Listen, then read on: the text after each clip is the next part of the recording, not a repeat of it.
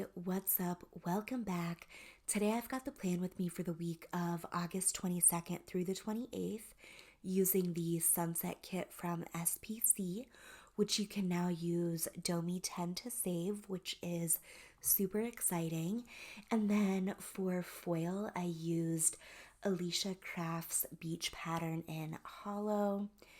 And you know what? This was actually a really good week for me. I had a really fun bestie weekend. I found a new fave show. We were blessed with a greasy rivalry game, and I got to do quite a lot of art. So, like, it was a pretty perfect week in my book, except work. Like, fuck that. But yeah, okay. I just need to talk to y'all for a minute and spread the good word of Love 101. This isn't my whole pitch though, because I haven't finished it yet. I think I'm on like season 2, episode 2. And not to be dramatic, but it's already changed my life. It's already in my top 10 all time. Very likely to break my top 5 depending on how it ends. But coming of age is by far my favorite genre, and it has elements of all of the coming of age greats, and it's so good. It is Turkish though, and I know some people get weird about international shows, but if you like coming of age, give it a try because I think you'll really enjoy it. I need to finish it, but like also I don't want to because it's only 2 seasons and that's it. It's over. And like I don't want it to be over for me, you know? Do any of y'all do that with shows? I feel like there are so many shows that I love that I don't finish for that reason. But anyway, I've also got to talk about Hell is Real for a couple minutes. I know most of y'all don't care, but it was the highlight of my week, so I have to talk about it. Especially since it was so chaotic and messy, which y'all know are my 2 absolute favorite things. So just feel free to mute me or whatever, though. But basically, Cincinnati scored before the half, and then we equalized with a very controversial goal in like the 75th minute. It was an Etienne goal and it was debatably offside, and it has sparked many conspiracy theories amongst the FC Cincinnati fan base. Now, look, I'm a Derek Etienne Jr. apologist, but that dude is always offside, to be fair. But it wasn't clear and obvious, so they didn't call it or review it, and the goal stood. And oh boy, they are still big mad about it. And I will say though that on TV it absolutely looked clear and obvious, but all the angles that have come out after aren't. So it's definitely debatable, but anyway, Cincinnati immediately scored again after, so they were back up 1 for the rest of the match. But then, with literally 20 seconds of stoppage time left, we get one more shot. It's deflected by one of their defenders. They're going crazy, celebrating, thinking that was it, that they'd finally beaten us. But no, their defender headed it right to us. And my man, my guy, Columbus Crew legend Steven Moreira shot his shot and scored his first Crew goal at the death. And it was a beautiful banger, an absolute rocket. And like, look, I'd be so salty if that happened to us. I mean, okay, it has happened like a million times this season. Hell, it just happened tonight against CF Montreal. But I feel like it's just objectively so fucking funny. Like, I've been cackling so hard over the past 2 weeks every time I think about it. But I just have such a soft spot for Moreira, And I'm so glad that it was his goal. I tweeted at the start of the season that I was going to lose my mind when he scored his first goal with us, and I absolutely did. I just love him. He's such a good guy. If I were to buy someone's jersey, it would be his. Maybe Aiden's, but probably Marrera's. Um, okay, so after the game, FC Cincinnati fans were salty and were throwing beer and stuff at our players on the field, and Cucho, our new DP striker, caught a beer midair and chugged it, and it was iconic. I mean, okay, everything Cucho does is kind of iconic, to be honest, but that was just top tier. But while that was going on, our coach almost got into a brawl with some Cincinnati fans who were being reckless.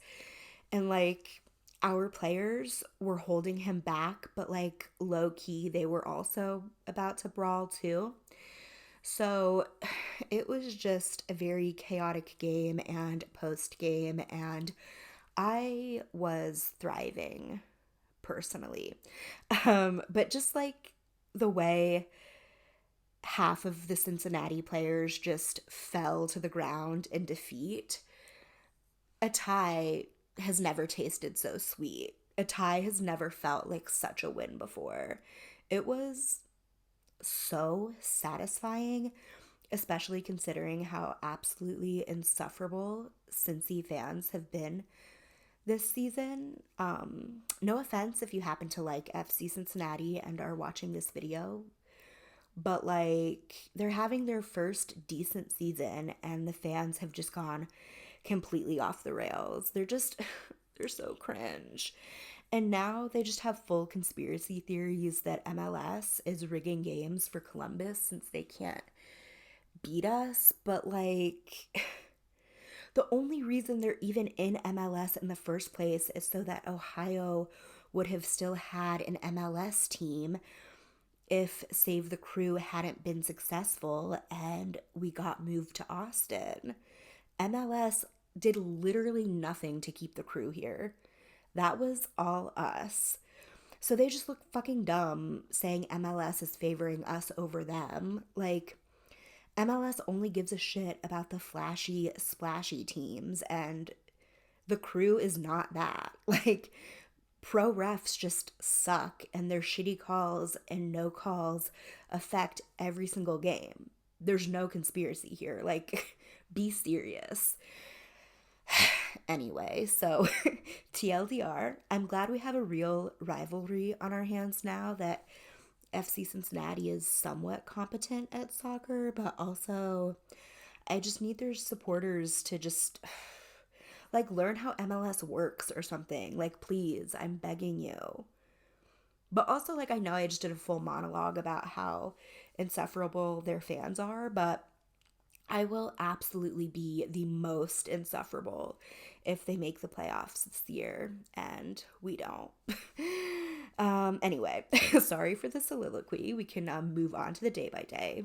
I'm not really going to get into the stickers because my dumbass will get distracted if I have to concentrate that hard while also talking, but pretty much everything is from Carly Plans, Plannahannah, Paper and Milk, and then a couple SPC Doodles and Joy of Planning girls. So on Monday, I got Starbucks and worked, of course. And then I spent pretty much my entire shift just painting in my art journal as stress relief. And that has been so incredibly relaxing and therapeutic lately, while work has just been so unhinged the past few months. My goal is to fill up a whole sketchbook this year, and I think I'm around halfway through it, so I think I can definitely finish it. It will be the first time I've finished a sketchbook, so excited for that. But if y'all want to see a flip through, let me know. I mean, none of it's good, let's be real, because I don't know what I'm doing and it's all a full freestyle. But if you want to see it, I can do that. But anyway, after work, I watched a few episodes of Jeopardy and then a little bit of the Big Brother live feeds. And then I started Love 101 and watched like 4 episodes straight because I was fully enthralled. And then Tuesday, I did the whole Starbucks work art journal routine again, and I did our grocery order, which I usually do later in the week, but since I was going to be out of town over the weekend, I just did it really early. And then I watched a whole evening of live feeds because I was tired and burnt out and didn't really feel like moving or doing anything for the whole evening. And then I also did a set of press on nails that night. And then Wednesday, I did my little Starbucks work art journal routine again, except I spiced it up a little bit with my grocery pickup that I just did while I was out getting Starbucks anyway. And then after work, it was just a very lazy, Big Brother filled night, and I did a couple loads of laundry. And I didn't realize until looking back at this footage that I put the doodles on the wrong side and it's triggering me, so just ignore that. Thank you. And then Thursday, I surprisingly did not get Starbucks before work. I made my own coffee that day. Look at me go. But then I did all of my account follow ups because it was my off weekend and I had to do my time card, which we have to do ourselves now, and I always forget to do it, and it's so annoying, but whatever. And then after work, I packed to go to Sarah's, and it was the lightest I've ever packed, and I'm so proud of myself. I only packed one duffel bag and then a backpack of art stuff, which is like nothing for me. And then I watched that night's episode of Big Brother, and then the rest of Love 101 season 1. And then Friday, I drove up to Sarah's because basically I wanted to go swimming in her pool one last time before she closed it for the year. So I kind of just invited myself over, but like we're besties, so we kind of just have a standing open invitation to each other's houses. So it was cool. So I got gas in Starbucks and then made my way up north. She lives in northeastern Ohio. So the route that I take from Columbus is like half highway, and then the rest is long country roads and small towns.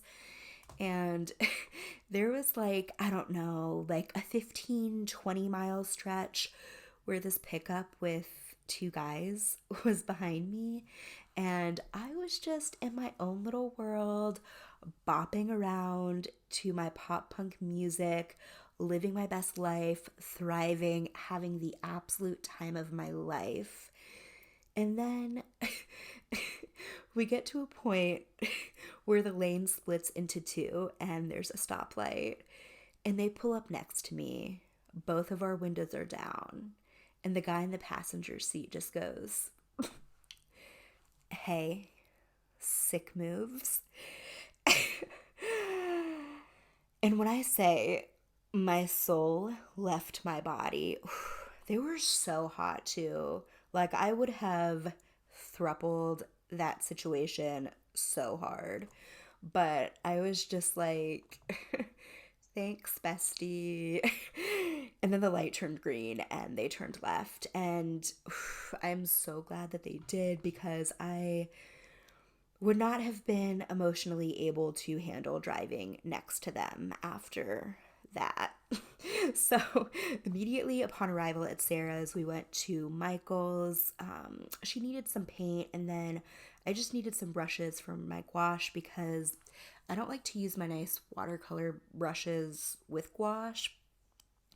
So while we were out, we got dinner at this place called Slim Chickens, which was pretty decent. And there's a crumble across the street from that, so we swung by there. And then we just went back to her house and hung out. We have very different sleep schedules, aka she has a normal one and I don't sleep.